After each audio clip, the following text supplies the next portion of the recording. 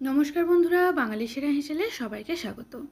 आजके सम्पूर्ण निरामिषभावे मुग डाल दिए और काँचकला दिए एक दारुण सुस्वादु रेसिपि शेयर करते चलेछि।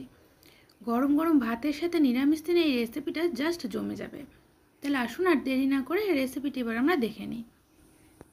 তো এর জন্য এখানে আমি প্রায় হাফ কাপ পরিমাণে মুগ ডাল নিয়ে মুগ ডালটাকে প্রায় 3 থেকে 4 ঘন্টার মতো ভিজিয়ে রেখেছিলাম। এবার প্রথমে আমরা ডালের পেস্টটা এখানে তৈরি করে নিচ্ছি। এবারে এই ডালের মধ্যে দিয়ে দিলাম হাফ ইঞ্চি পরিমাণে আদার টুকরো আর দিচ্ছি দুটোর মতো কাঁচা লঙ্কা। সামান্য পরিমাণে একটু জল দেব। মুগ ডালে কিন্তু খুব বেশি পরিমাণে জলের প্রয়োজন হয় না। তো এবার আমি ডালটাকে এখানে পেস্ট করে একটা পাত্রের মধ্যে নিয়ে নিলাম। এবারে একটা মিডিয়াম সাইজের আলুকে আমি আগে থেকে গ্রেট করে পরিষ্কার জলের মধ্যে ধুয়ে রেখেছিলাম। তো আলুটাকে দিয়ে দিলাম। আলুটা কিন্তু জলের মধ্যে ধোয়ার পর ভালো করে চেপে একদম জলটা বের করে ড্রাই করে নিতে হবে। এবারে একে একে দিয়ে দিচ্ছি হলুদের গুঁড়ো, স্বাদ মতো লবণ, টেস্টটাকে ব্যালেন্স করার জন্য কয়েক দানার মতো চিনি দিয়ে দিলাম। তবে চিনিটা কিন্তু এখানে সম্পূর্ণ অপশনাল, আপনারা চাইলে দিতেও পারেন আবার নাও দিতে পারেন। এরপর দিচ্ছি হাফ চা চামচ পরিমাণে ধনের গুঁড়ো। তো এবারে খুব ভালো করে সমস্ত কিছু একসাথে মিশিয়ে নিচ্ছি। আর যেহেতু আমি ডালটাকে মিক্সিতে পেস্ট করেছি আর বেশ কিছুক্ষণ ধরে ঘুরিয়ে নিয়েছিলাম, সেজন্য কিন্তু ডালটা বেশ ফেঁপে গেছে। আর আপনারা যদি ডালটাকে শিলে বেটে নেন তাহলে কিন্তু ডালটাকে প্রথমে ভালো করে একটু ফেটিয়ে নিয়ে ডালটাকে ফাঁপিয়ে নেবেন, তারপর এর মধ্যে এই সমস্ত উপকরণগুলো অ্যাড করবেন। এবারে এখানে দেখুন, এখানে আমি দুটোর মতো কাঁচা কলা নিয়ে নিয়েছি। এবার কলার খোসা ছাড়িয়ে নিচ্ছি। তো কলা দুটোকে ছোট ছোট করে টুকরো করে কেটে নেব।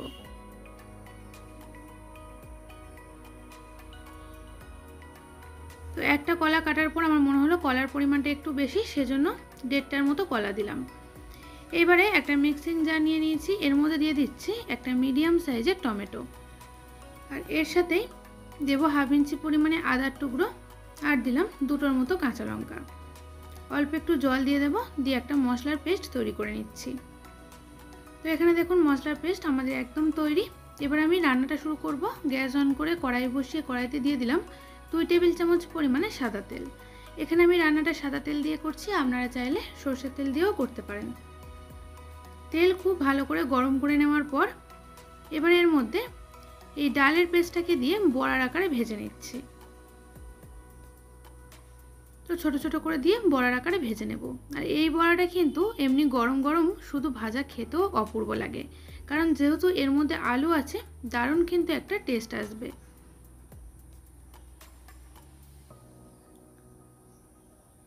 তো এখানে আমাদের মোটামুটি এপিট ওপিট করে বড়াগুলো ভেজে নেওয়া হয়ে গেছে। এবার একটা অন্য পাত্রে তুলে রাখবো।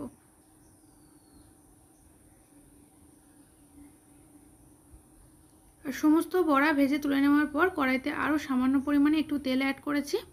এবারে তেলের মধ্যে ফোড়নের জন্য আমি দিয়ে দিলাম একটার মতো তেজপাতা, একটা শুকনো লঙ্কা, দুটো এলাচ, এক টুকরো দারচিনি আর অল্প একটু গোটা জিরে।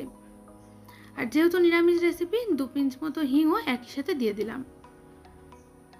এখানে দেখুন মশলাটা কিন্তু বেশ ভাজা ভাজা হয়ে গেছে আর সুন্দর একটা গন্ধ বেরোতে শুরু করেছে। এই পর্যায়ে তৈরি করে রাখা মশলার পেস্টটা তেলের ওপর দিয়ে দিলাম। এবারে মশলাটাকে খুব ভালো করে কষিয়ে নিতে হবে, তা না তো কিন্তু কাঁচা আদা আর টমেটোর একটা গন্ধ থেকে যাবে। তো মশলাটাকে কষাতে কষাতে অপর দিকে একটা তাওয়া বসিয়ে তাওয়াতে অল্প একটু তেল দিয়ে দিয়েছি। এইবারে এই কলাগুলোকে দিয়ে একটু এপিট ওপিট করে উল্টে ভেজে নেব। আর কলাটা এইভাবে যদি আমরা ভেজে নিই তাহলে কিন্তু তেলটাও অনেকটা কম লাগে। তো কলার মধ্যে অল্প একটু হলুদের গুঁড়ো দিয়ে দেব, আর এর সাথে দিয়ে দিচ্ছি সামান্য পরিমাণে একটু লবণ। এবারে এপিট ওপিট করে উল্টে ভেজে নেব।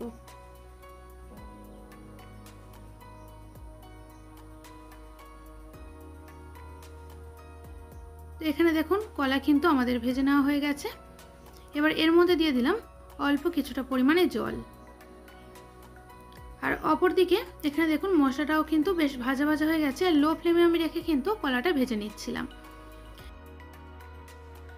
তো এরপর এই মশলাটা ভালো মতো কষিয়ে নেওয়ার পর এখানে আমি দিয়ে দিচ্ছি কয়েকটা মশলা। তো প্রথমে দিলাম হাফ চা চামচ পরিমাণে ধনের গুঁড়ো, হাফ চা চামচ পরিমাণে জিরের গুঁড়ো দিয়ে দিলাম, স্বাদ মতো লবণ দিয়ে দিলাম হাফ চা চামচ পরিমাণে হলুদের গুঁড়ো, আর সবশেষে দিয়ে দিচ্ছি কালারের জন্য হাফ চা চামচ পরিমাণে কাশ্মীরি লাল লঙ্কার গুঁড়ো। অল্প একটু জল দিয়ে দিলাম, দিয়ে মশলাটাকে আরও একবার কষিয়ে নিচ্ছি। জলটা এই কারণে দিলাম, এতে করে কিন্তু মশলাটার কড়াইয়ের গায়ে লেগে যাবে না। তো মশলা থেকে তেল সেপারেট হয়ে যাওয়ার পর দিয়ে দিলাম পরিমাণ মতো জল, আর একই সাথে দিয়ে দিলাম ভেজে রাখা কলা। তো এই পর্যায়ে ঢাকা চাপা দিয়ে প্রায় মোটামুটি 4 থেকে 5 মিনিটের মতো এটা হতে দেব। প্রায় 4 মিনিট পর ঢাকনাটা এখানে খুলে নিয়েছি। তো এবারে এর মধ্যে ভেজে রাখা বড়াগুলো অ্যাড করে দিচ্ছি।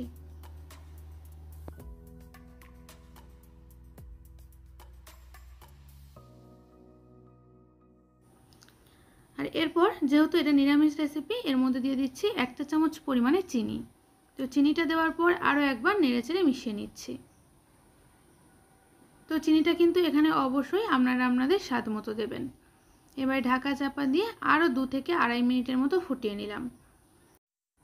আর সব শেষে এর মধ্যে আমি দিয়ে দিচ্ছি অল্প পরিমাণে একটু গরম মশলার গুঁড়ো, আর দিচ্ছি 1/2 চা চামচ পরিমাণে ঘি। যে কোনো নিরামিষ রেসিপির শেষে যদি একটু ঘি আর গরম মশলা গুঁড়ো দেওয়া যায় তাহলে কিন্তু স্বাদটা আরও বেশি ভালো লাগে। তো দেখুন গ্যাসের ফ্লেমটাকে বন্ধ করে দিয়েছি, ঘি আর গরম মশলা গুঁড়োটাকে নেড়েচেড়ে মিশিয়ে নিলাম। তো রান্না এখানে আমাদের মোটামুটি তৈরি। এবার এটাকে গরম গরম পরিবেশন করব। আর বন্ধুরা, নিরামিষ দিনে গরম ভাতের সাথে এই রেসিপিটা থাকলে কিন্তু আর কোনো কিছুরই প্রয়োজন পড়বে না। তো একবার বানিয়ে দেখুন, খেতে কিন্তু দুর্দান্ত হয়েছিল। তো সেজন্য ভাবলাম রেসিপিটা আজকে আপনাদের সাথেও শেয়ার করি। আর রেসিপি কেমন লাগলো অবশ্যই করে জানাবেন। ভালো লাগলে একটা লাইক আর শেয়ার করে দেবেন। আর আমার থেকে নিত্য নতুন রেসিপি পেতে চ্যানেলটি সাবস্ক্রাইব করে পাশে থাকা বেল আইকনটি প্রেস করে দেবেন। সবাই ভালো থাকবেন, সুস্থ থাকবেন। ধন্যবাদ।